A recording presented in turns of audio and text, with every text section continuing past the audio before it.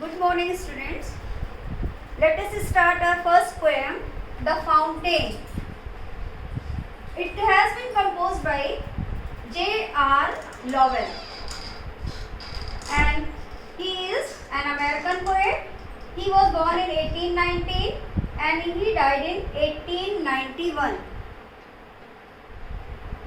There are 8 stanzas in this poem.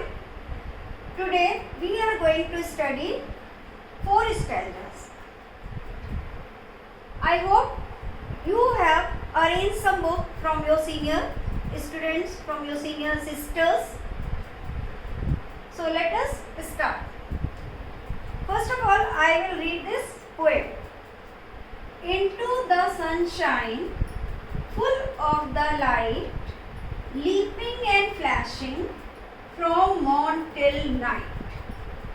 Into the moonlight, whiter than snow, waving so flower-like when the winds blow.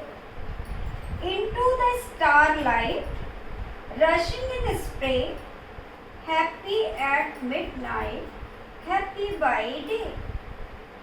Ever in motion, blithesome and cheery, still climbing heavenward, never aware. Okay? I have written only 4 stanzas. So, let us start. What is the meaning of fountain? Fountain means fawara. So, the poet has described the beauty of a fountain in this poem in different lights. And through this poem, the poet is giving us a message that we should continuously work, we should continuously aspire high, but we should also be satisfied what we have, just like a fountain. In the first stanza, into the sunshine, full of the light, leaping and flashing from morn till night.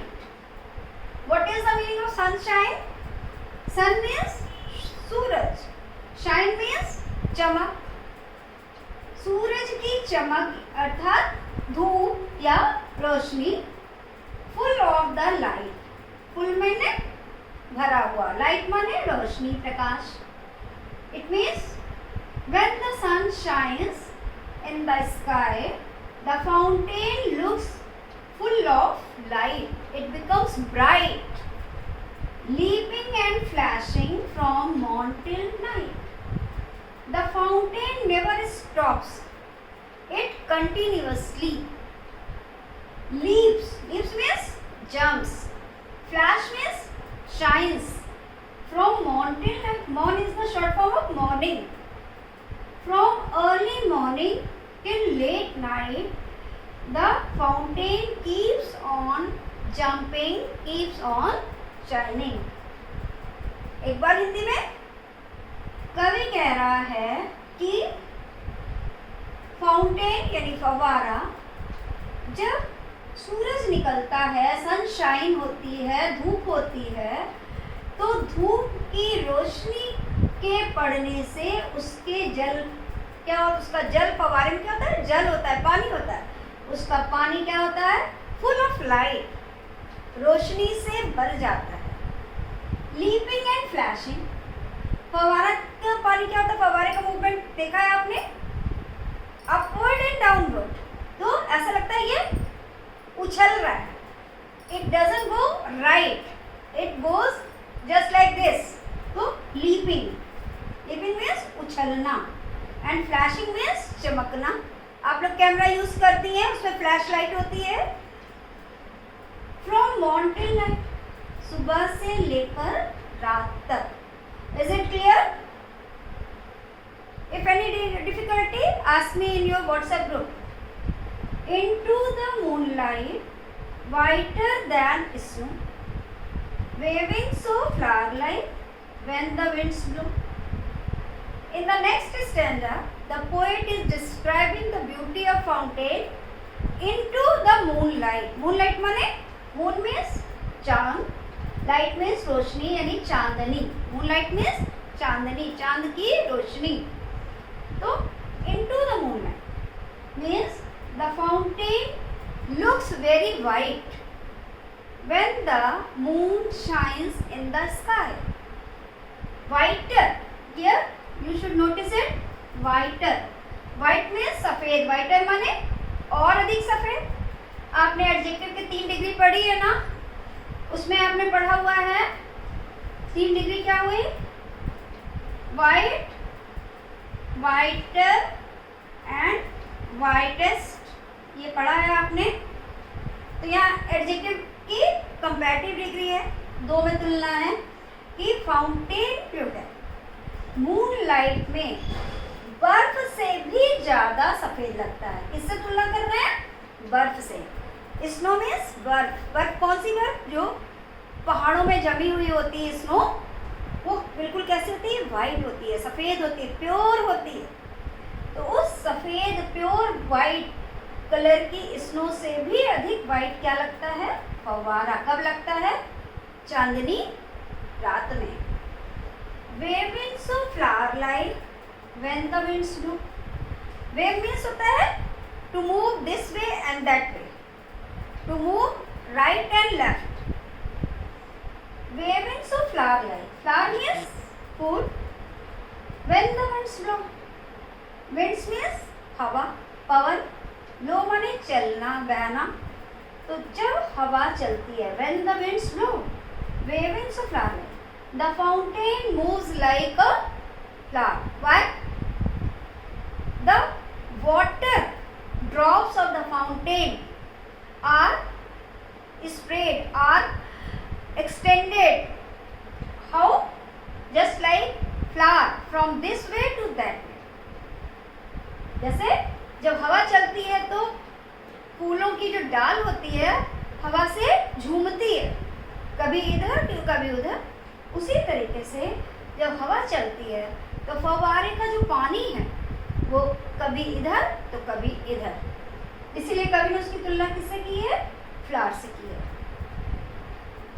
Is it clear? फिर से एक बार, the poet is telling us the beauty of the fountain during the moonlight and he tells us that the fountain looks more white या whiter than the snow and it moves like a flower, just as a flower moves when the winds blow. In the same way, when the winds blow, the water of the fountain moves this way and that into the starlight, rushing in spray, happy at midnight, happy by day. In the third stanza, the poet is telling us the beauty of the fountain in the starlight. दिन में सूरज निकलता है, सूर्य अस्त होता है तो आसमान में चांद दिखने लगता है, और फिर जैसे जैसे रात बढ़ती है तो आसमान में आपको बहुत सारे तारे दिखने लग जाते हैं। वो तारे आसमान में हमेशा होते हैं, लेकिन जब अंधेरा होता है तभी वो तारे की टिमटिमाहट आपको दिखाई देती है। तो इनटू द स्टारलाइट, उस तारों की टिमटिम रोशनी में, रशिंग इन स्प्रे, रश माने क्या होता है, दौड़ना, भागना, इन स्प्रे, बौछार की तरह मानो दौड़ता है कौन, फव्वारे का जल। Happy at midnight, happy by day, and the fountain is very happy even during midnight, and it is also happy in the morning, in the day. So it is always happy. The poet wants to tell us that the fountain is always happy and cheerful. It never becomes sad, unhappy. Clear है? Into the starlight, तारों की रोशनी में ये fountain बिल्कुल बौछार के रूप में दौड़ता है, भागता है। आधी रात में, मिड माने बीच का, नाइट माने रात, यानी मध्य रात्रि में हैप्पी, ये प्रसन्न दिखता है, हैप्पी बाय डे, और दिन के समय भी ये प्रसन्न दिखता है। fourth stanza. Ever in motion, blithesome and cheery, still climbing heavenward, never a weary. Ever माने हमेशा, always. In motion, motion means गति. Blithesome माने हैप्पी, cheery माने cheerful, climbing माने ऊपर चढ़ना, heaven माने होता है स्वर्ग, heavenward माने स्वर्ग की ओर. हम लोग सब मानते हैं ना कि धरती है यहाँ पर और स्वर्ग क्या है, आसमान में है. तो heavenward माने ऊपर की ओर, स्वर्ग की ओर. Never a weary, never माने कभी नहीं, a weary माने थका हुआ, tired. It means the fountain is always in motion. It keeps on moving. Motion means it keeps on moving. It never stops. Blithesome and cheery. And it is always happy. The poet has used two words, blithesome and cheery. It means he is extremely happy. The fountain is very happy. It is extremely happy. Still climbing heavenward, never a weary. Although it moves upward, but it is never tired. यहाँ पर कवि ये कहना चाह रहा है कि जब हम नीचे से ऊपर की ओर जाते हैं तो आमतौर पर हम क्या होते हैं, थक जाते हैं ना.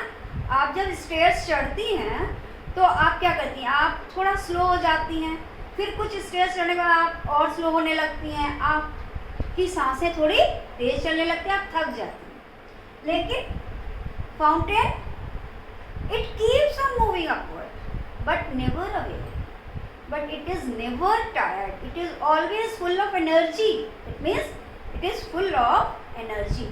It never becomes tired. It never wants to take rest. Is it clear? फिर से ever in motion. Fountain हमेशा गतिशील रहता है. Blithesome and cheery और हमेशा अच्छे मूड में रहता है, प्रसन्न चित्त रहता है, चीयरफुल रहता है. Still climbing heavenward, never weary. यद्यपि वो पूरे टाइम ऊपर की ओर ही जाता है लेकिन फिर भी कभी नहीं थकता है. I hope all of you have seen fountain. If you have not seen a natural fountain, you must have seen so many artificial fountain. आजकल तो आपके इलाहाबाद शहर में भी जगह जगह फाउंटेन बनाया गया है. तो आपने देखा होगा कि कैसे है उसका पानी ऊपर जाता है फिर नीचे आता है. But these fountains are run by electricity. If the switch is off it will stop. But here the poet is describing the beauty of a natural fountain which never stops. It keeps on moving from morn till night. It keeps on moving into the sunshine, into the moonlight, into the starlight.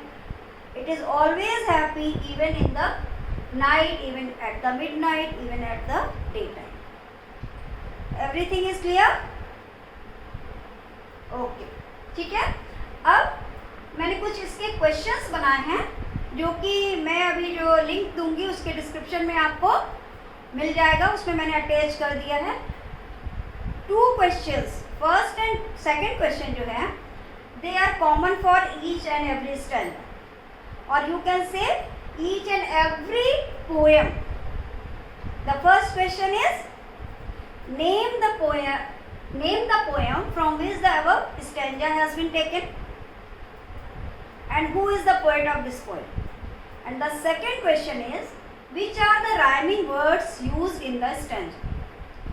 Is it clear? ये question जो है आपका हर stanza में applicable होता है. ठीक है. और उसके बाद हर स्टैंजा के 2-2 क्वेश्चन मैंने सेपरेट होमवर्क के लिए आपको दिया हुआ है जो कि मैं उसके साथ लिंक में अटैच कर दूंगी. आप उसको देखिएगा और करिएगा. अब हो सकता है आप राइमिंग वर्ड थोड़ा भूल गई हो तो राइमिंग वर्ड किसको कहते हैं मैं एक बार जल्दी से रिवाइज करा देती हूँ. अब इसमें फर्स्ट स्टैंजा में राइमिंग वर्ड क्या है. राइमिंग वर्ड मीन्स जिसकी साउंड सेम हो. लास्ट वर्ड में जिसकी साउंड सेम हो. फर्स्ट स्टैंजा में sunshine rhymes with flashing. No. Light rhymes with night. तो यहाँ पर लाइट और नाइट क्या है राइमिंग वर्ड्स है. In the second stanza moonlight rhymes with anything. No. whiter than snow. Snow is rhyming with blue. Clear? In the third stanza, starlight is rhyming with night. Light, night, and spray and day. Here 4 words. All of them are rhyming. Spray is rhyming with day and light is rhyming with night. In the fourth stanza, motion is rhyming with anything? No. Cherry is rhyming with a berry. Clear है? तो आप कैसे लिखेंगे? First question का answer कैसे लिखेंगे?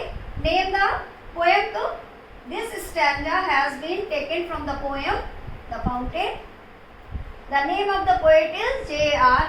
Lowell या James Russell Lovell. आप पूरा नाम लिख दीजिएगा, मैंने स्पेस की वजह से छोटा सा लिखा है. James Russell Lowell. ठीक है. और उसके बाद हर स्टैंडर्ड के 2 सेपरेट क्वेश्चन भी मैं दे रही हूँ, उसको करना है. और राइमिंग वर्ड का कैसे होगा आपका? Here the word light is rhyming with night. Here the word snow is rhyming with blue. Here the word spray is rhyming with day. And here motion is rhyming with nothing. Here cherry is rhyming with a berry. And here 2 words there, or spray is rhyming with day and light is rhyming with night. It's okay. Bye bye.